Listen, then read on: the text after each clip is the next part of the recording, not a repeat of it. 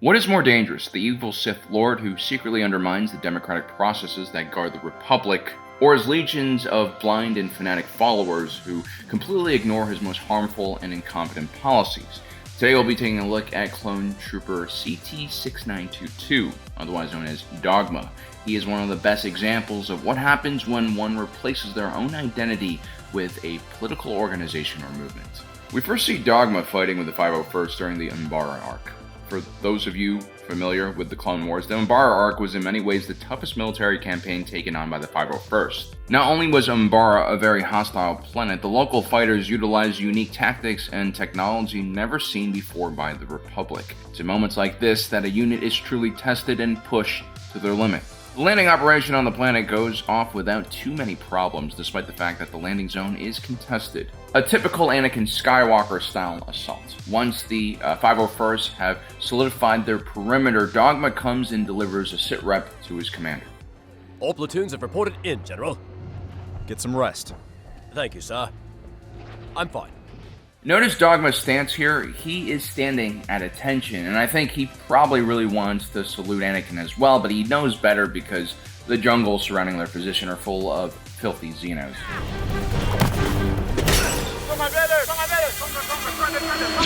Dogma doesn't really read the situation well here. Anakin Skywalker is a very casual leader. When he says, go take a rest, that is basically his way of saying you are dismissed. Captain Rex, however, is used to the Jedi's way of doing things.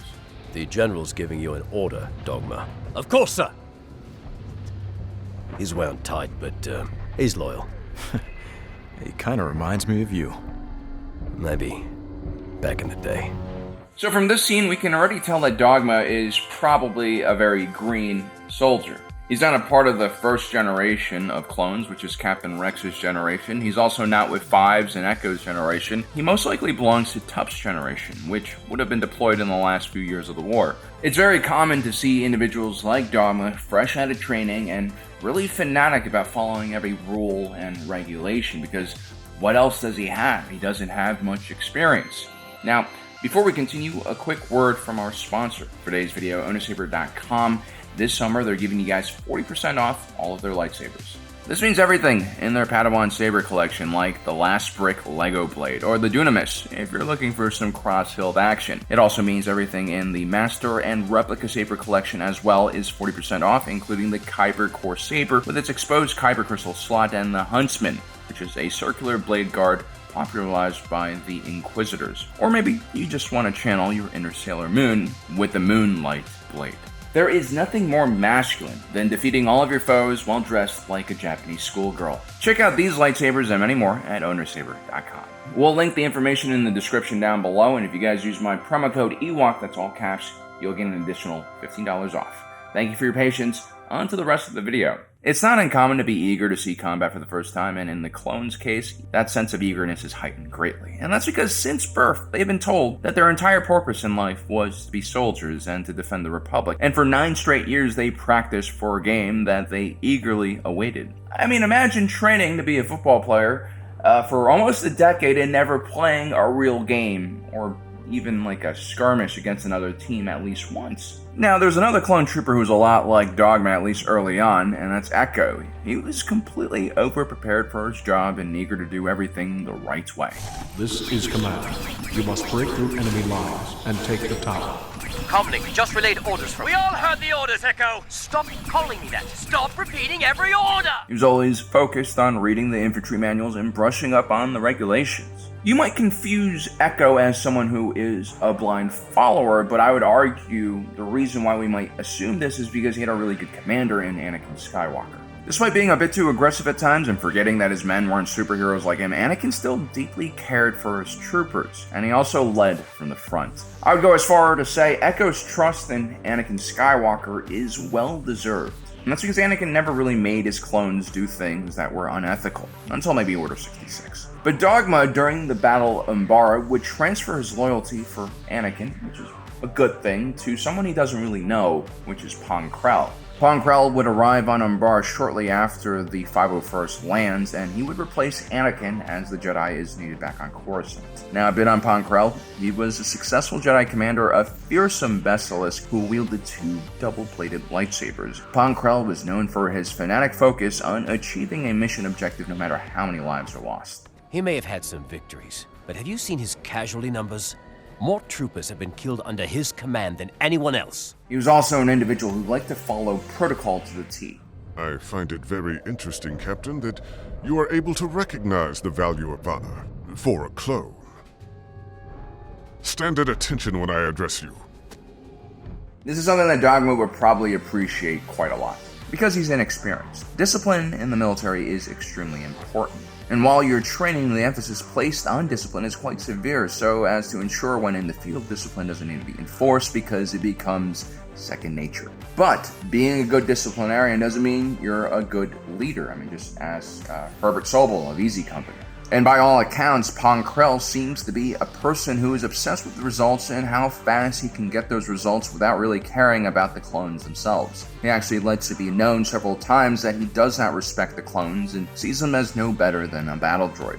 This might be amusing or annoying to the men of the 501st, but they are professionals. If their leader disrespects them, they sort of have to just deal with it. But when Pong Krell's disregard for the men begins to affect the safety of the unit, Captain Rex steps in as it's his duty to protect his men, even from their own CO if necessary. Those instincts are why Rex is the captain. The 501st were tasked with taking the capital of Umbara. They were a part of a multiple-pronged assault that also included Obi-Wan Kenobi's 212th Attack Battalion. The 501st went on a forced march in order to get within striking range of the city.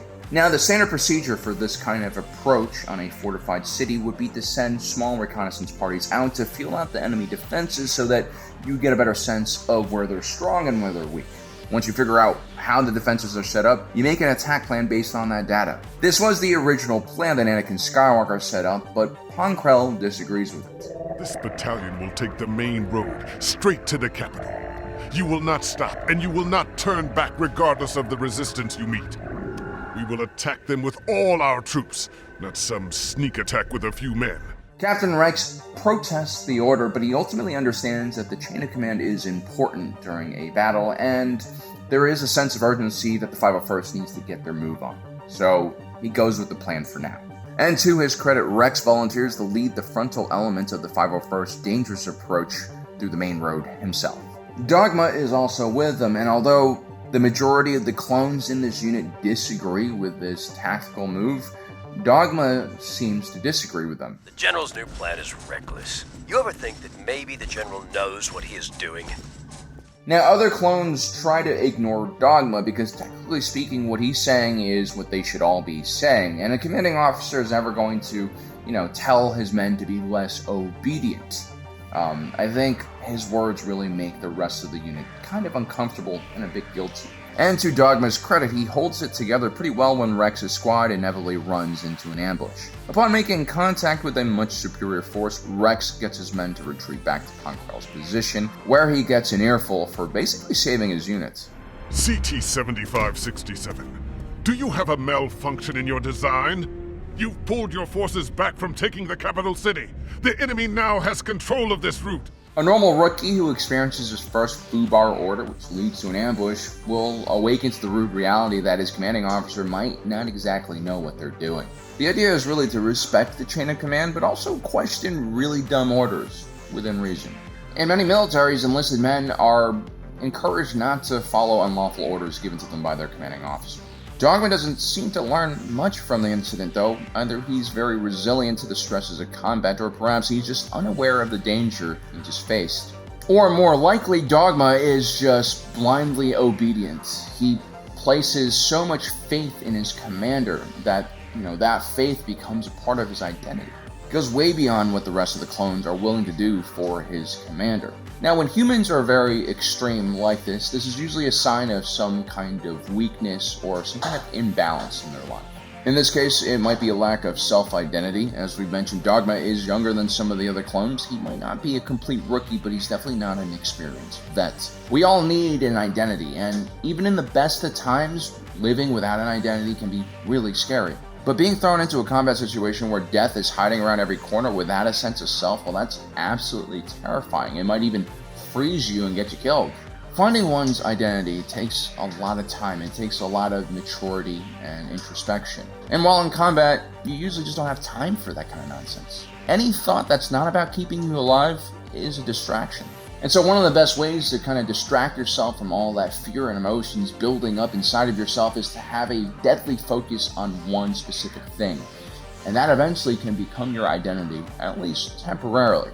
I think Dogma becomes a fanatic follower of the Republic and any commanding officer assigned to him because this is the way he deals with the stress of being a combat soldier. This is not uncommon at all. It might not be his true identity, and he'll find that out later down the road, but for now it's going to keep him alive. What Dogma misses, though, is that without Captain Rex's quick thinking during this ambush, his entire unit could have easily been wiped out, and Dogma would have died with an identity or not. The question Dogma should be really asking himself right now is why did Pong Krell have them advance on a major roadway, which the enemy obviously would have pre-sighted with artillery, especially when almost every experienced veteran said this would be a bad idea. A failure to learn from clear fuck-ups where there is a clear cause and effect, that's a sign of stupidity. But it's not that Dogma doesn't understand what's happened here. He just knowingly turns a blind eye to the fact that his commanding officer is trying to get him killed, because it would really shake his identity as a loyal soldier to its roots. The more insecure Dogma becomes, the harder he holds on to that identity. What he doesn't realize is he can actually have negative thoughts towards his commanding officer and still preserve that identity of being a good Republic soldier. But I can't really blame Dogma because, again, he's in the middle of one of the worst campaigns the 501st would ever fight in. Now, later on, Dogma actually double downs on his loyalty for Pong Krell. When the 501st are forced to redirect their offensive and attack a nearby airbase that is supporting the capital city's defense, Pong Krell once again asks the clones to take the most direct route, which exposes their forces to unnecessary danger. In this case, it's not a road that they're assaulting, instead it's a very thin and narrow valley, which can quickly turn into another kill zone. When the 501st hear the plan this time around, they are on the edge of mutiny, and if you know clones, you'll know that is a very big deal. Everyone is super pissed, and everyone is very convinced that Pong Krell is trying to get them killed. But of course, Dogma thinks otherwise. Well, I, for one, agree with the General's plan. We're running out of time, and this is the best option. He's basically now just acting as a mouthpiece for Pong Krell. When you start seeing blind followers just repeat kind of political quotes or talking points, well, that is a sign that they are a blind follower. They're not even able to kind of take these ideas and reword them in their own heads. And if anything, Dogma is probably starting to get slightly annoyed or angry at the other clones for not seeing the world from his viewpoint. He might even be convinced that these clones are threatening the mission, when in reality they are just threatening his twisted reality. The journey to the airfield is even more dangerous than the previous advance on the capital. There is very little space for the infantry column to disperse in event of an ambush, which of course occurs, and this time they are set upon by all sorts of insect-themed armored vehicles from hell. But the 501st is badass, and despite Pong Krell's really stupid orders, they manage to survive and they manage to take the airfield. While their fives, Hardcase and Jesse, begin messing with the captured Umbaran fighters left behind. The Republic's assault on Umbara has stalled, and the battle had shifted into orbit. A Separatist supply ship was still ferrying weapons and munitions to the Separatists at the capital, and the Republic fleet was having a very difficult time taking it down. It's at this point Fives has a brilliant idea. We just need a plan. Already got one. General Skywalker blew up a droid control ship when he was just a kid, and he told me the trick was hitting their main reactor from the inside. Like I said, these are Anakin's clones. They are completely chaotic, and I love it. I mean, Hardcase is the only clone other than Dogma who doesn't complain about the frontal attack, but that's just because he's excited about having a target-rich environment for his Gatling gun. Now, the clones successfully destroy the supply ship. Hardcase gets all the explosions and fun he'll ever want. Rest in peace, buddy. But the problem is these guys have disobeyed Pong Krell's direct orders, and he sentences the clones to death upon their return. Now, the right thing here to do would be to just, reprimand the clones a little bit, a slap on the wrist. After all, their so-called dereliction of duty just saved thousands of clone lives and made the assault on the capital possible. They only risked their own lives and some captured equipment. If you're a smart commander, you would just pretend like this was your idea in the first place and you gotta move on. In a worst case scenario, maybe you court-martial these clones because you want to be responsible and kind of preserve the chain of command. But to order the execution of these clones on the spot? That is unacceptable. And every clone in the unit understands that these guys were heroes and should be commended for their bravery. But how does Dogma act? Well, let's rewind a little bit. When Fives goes on his little mission, Dogma actually wakes up in the middle of the night and, clearly this whole issue is riding heavy on his mind. Where are they? Who? You know? Don't tell me they're going to disobey orders. Well, I didn't say that. This is really where we begin to see the dark side of Dogma's blind loyalty. It hasn't really emerged just yet. You know we have to tell the General. No, you can't. We have to tell him. If we know what they're up to, and we keep our mouths shut, then we'll be complicit in their insubordination. Do you really want to be court-martialed? It's at this point I realize Dogma is not stupid. He completely understands what Pong Krell is doing, but he is so blindly obedient to him that he's willing to do anything to prove his loyalty. He's a fanatic now, and he's clearly smart enough to even manipulate Tup in order to find out where Fives and his other clones went. A common misconception is that intelligent people don't become blind loyalty. Actually, intelligence has nothing to do with blind loyalty. It has everything to do with being weak-willed and letting someone else make the tough decisions for you. Oftentimes, intelligent people are, frozen because of indecision and anxiety because they do know what all the consequences are, and it's terrifying. And so it's not uncommon for an intelligent person to trade their own autonomy for an identity that will basically tell them what they need to do in order to stay safe. Now, it shouldn't be surprising that none of the clones want anything to do with executing their fellow brothers, and so Dogma steps in and commands the firing squad. He's gotten a taste for power now. If anything, this validates all of his behavior thus far. This is a reward for his loyalty. But none of the clones listen to him, and they refuse to hit their targets. This is really the danger of blind loyalty. Dogma is willing to throw away his own ethics, his own moral code, his own love for his fellow brothers. His allegiance to Krell overrides everything. Remember, these are clones who've most likely taken care of him, saved his life in combat, fought beside him. This loyalty to Pong Krell has completely destroyed Dogma's sense of right or wrong. He is removed from the burden of actually having to make decisions now. Luckily for everyone involved, an attack suddenly happens, and the 501st are requested to investigate. Apparently, a bunch of Umbarans have stolen clone trooper armor and were now trying to infiltrate the front lines. This leads to an intense firefight in the foggy jungles of Umbara. Captain Rex realizes something is wrong pretty early on. These enemies they're fighting aren't just dressed like clones, they moved like them too. To his horror, Rex eventually realizes that they're fighting against the 212th Attack Battalion, and these clones had also received the same orders that they did, that Umbarans had stolen clone armor and were attempting to breach their perimeter. And lo and behold, both of these orders came from Jedi Master Pong Krell. The game was up by this point. Pong Krell wasn't just some overzealous commander, he was a treasonous commander who was trying to get his own men killed.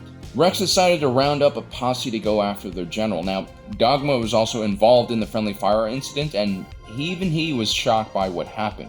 A person who was blindly loyal is incredibly hard to debate with, and that is because they are not willing to debate with you. They've already made their mind up, and so when you try to discuss things with them, their sole intent is to try and prove you wrong and therefore protect their identity.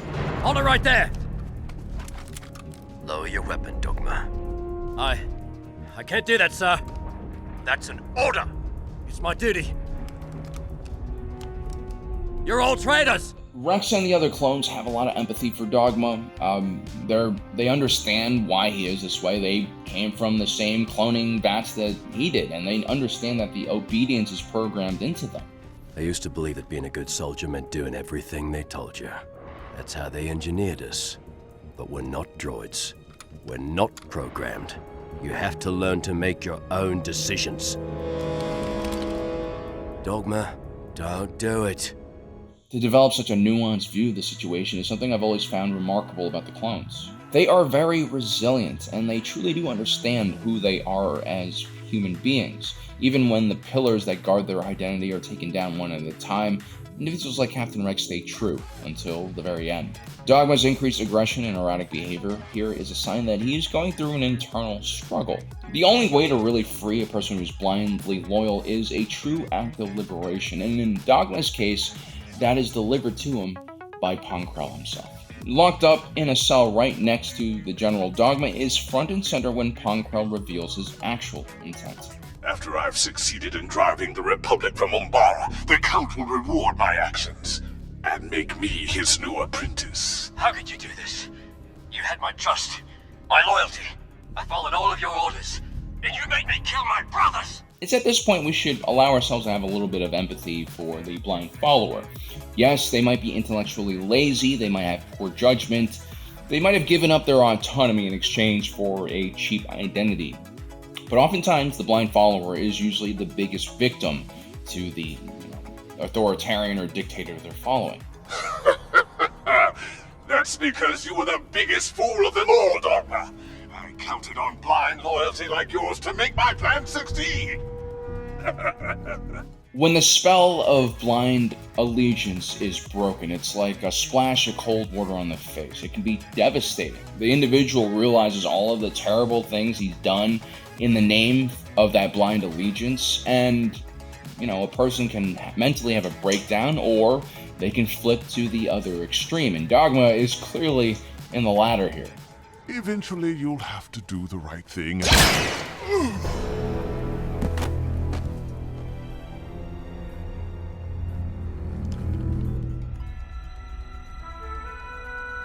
Dogma would eventually be arrested for killing that Jedi Master. His future isn't all that bright, but he clearly is a victim in all of this because he chose to be irrational, because he chose to look the other way.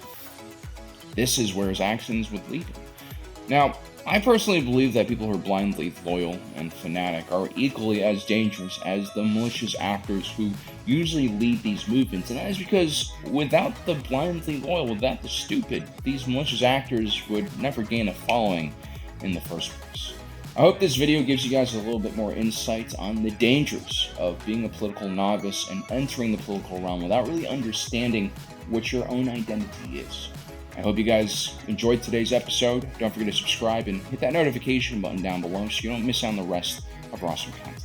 My name is Alan, reminding you that my allegiance is to the Republic, the democracy.